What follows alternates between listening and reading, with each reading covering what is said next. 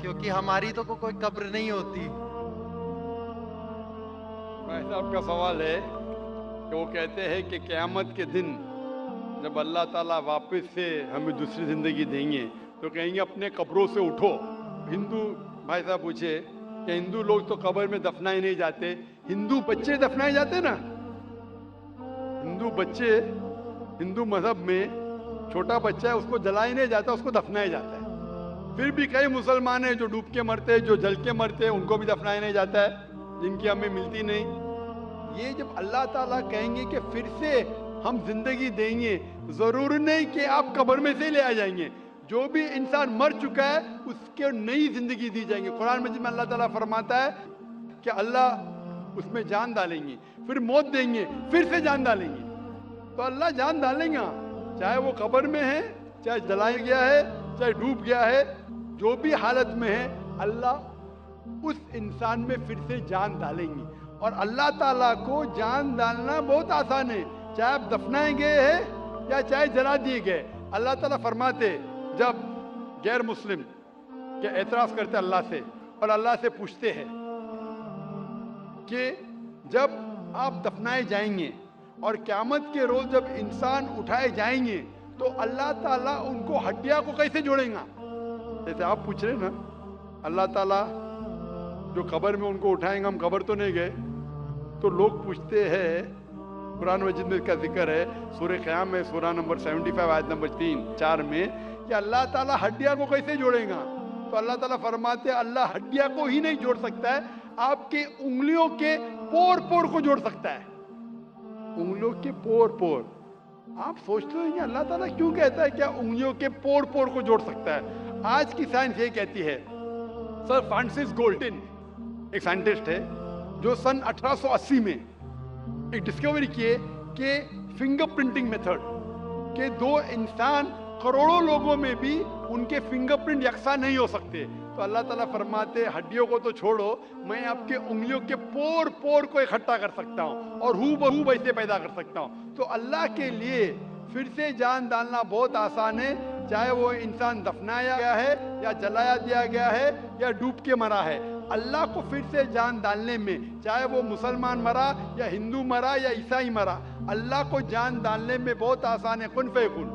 और फिर से हमें नई जिंदगी दी जाएंगी और फिर हिसाब किताब किया जाएगा। और हिसाब किताब में अगर आप अल्लाह के अहकामात पे अमल किए तो इंशाअल्लाह आप जन्नत में जाएंगे, इस दुनिया के इम्तिहान में सफलता पाएंगे।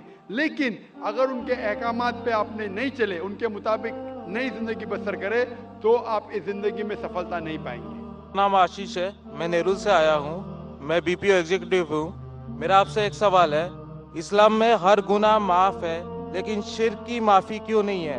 अगर इंसान कत्ल करता है उसे माफी है, जिना करता है उसे माफी है, लेकिन शिर्क की माफी क्यों नहीं है? भाई साहब का सवाल है कि इस्लाम में सारे गुनाह की माफी है, शिर्क की नहीं। कत्ल करता है माफी है, जिना करता है माफी है, शिर्क की माफी क्यों नहीं? आप कुरान मजीद के बारे में जिक्र कर रहे हैं जो सूरह निसा में है, सूरह नंबर 4 आयत नंबर 48 और आयत नंबर 116। इन दो आयतों में सूरह निसा सूरह नंबर 4 में लिखा है कि अगर अल्लाह चाहे तो कोई भी गुनाह को माफ कर सकता है, लेकिन शिर्क को कभी नहीं माफ करेगा, क्योंकि जो शिर्क किया है वो बहुत भटक चुका है। तो इसमें यह नहीं लिखा है कि अब जिना करेंगे तो माफ करेगा ही, कर सकता है अगर आप तौबा करेंगे तो। अगर आप तौबा करते कि मैंने जिना किया हूं, मैंने कत्ल किया हूं, मुझे माफ कर दे और इंशाअल्लाह मैं आइंदा नहीं करूंगा, तो अल्लाह माफ करेगा। उसी तरीके से शिर्क भी, अगर आप शिर्क करते हैं और अल्लाह से माफी मांगते हैं कि मैं अगली बार शिर्क नहीं करूंगा, तो अल्लाह शिर्क को भी माफ कर सकता है। लेकिन शिर्क की हालत में मरेंगे तो माफी नहीं है। आप मुशरिक जैसा मरेंगे, शिर्क करते हुए मरेंगे तो माफी नहीं। अगर आपने शिर्क किया, लाइक आज आप देख रहे हैं, कल भी परसों भी कितने गैर मुस्लिम बुत परस्ती करते थे, शिर्क करते थे, मूर्ति पूजा करते थे, अभी मुस्लिम बन गए, अल्लाह ताला बेशक माफ करेगा। और जिस दिन आप इस्लाम कबूल किए, आपके पिछले गुनाह सारे माफ, आपका स्लेट क्लीन। मैं माशाल्लाह अभी 46 साल का हूं, अच्छे काम करता हूं, इंसान हूं, गलतियां भी करता हूं, आप अगर इस्लाम कबूल करे, आपका स्लेट क्लीन। मेरे तो स्लेट में तो काफी चीज ऊपर नीचे है। अगर आप इस्लाम कबूल करें तो अल्लाह के रसूल फरमाते आपके सारे गुनाह माफ, स्लेट इज क्लीन। तो आप एक साफ सुथरे मुसलमान बनते, इसके बाद हिसाब किताब शुरू होगा। तो अगर आप मूर्ति पूजा करते थे, नहीं करेंगे तो क्यों माफी नहीं? सबसे बड़ा गुनाह है। क्योंकि अगर आप जिना करते गलत है, आप रेप करते गलत है, लेकिन आप उस इंसान को चोट पहुंचा रहे। आप अगर कत्ल करते गलत करते, लेकिन अगर मूर्ति पूजा करते तो उस खालिक के नाफरमान है। उस खालिक को गाली देने से फर्क नहीं पड़ता है। लेकिन अगर आप उस खालिक को गाली देंगे तो उसके अहकामात पे कैसे अमल करेंगे? आप उसके बताए रास्ते पे भी नहीं चलेंगे, आपका नुकसान होगा। तो आपके नुकसान को रोकने के लिए खुदा कहता है कि मूर्ति पूजा मत करो। कि मूर्ति पूजा करेंगे तो आप उसके जो अहकामात पे अमल नहीं करेंगे, आपको नुकसान होगा। उसके साथ साथ और भी गुनाह करेंगे। इसीलिए मूर्ति पूजा करने वाला सबसे ज्यादा बहका हुआ इंसान है। लेकिन अगर आप गलती के लिए माफी मांगते हैं और कहेंगे कि अगली बार नहीं करेंगे, तो अल्लाह ताला आपको माफ करेगा। मैं पूछना चाहता हूँ, आप मूर्ति पूजा में मानते हैं भाई साहब? जी मानते हैं। क्यों, आपको लगता नहीं गलत है? आप क्या हिंदू है? जी। आपके मजहबी किताब में लिखा है, छंदों के उपनिषद में, चैप्टर नंबर 6, अध्याय नंबर 2, श्लोक नंबर 1, एकम अद्वितीयम, खुदा एक है, उसके अलावा कोई नहीं है। लिखा है श्वेता उपनिषद में, अध्याय नंबर 6, मंत्र नंबर 9, नाचस्य कस्य जनिता न चदीपा। उस ईश्वर, उस भगवान का कोई रब नहीं, उसके कोई वालदेन नहीं। लिखा है श्वेता उपनिषद में, चैप्टर नंबर 4, मंत्र नंबर 19 में, न तस्य प्रतिमा अस्ति।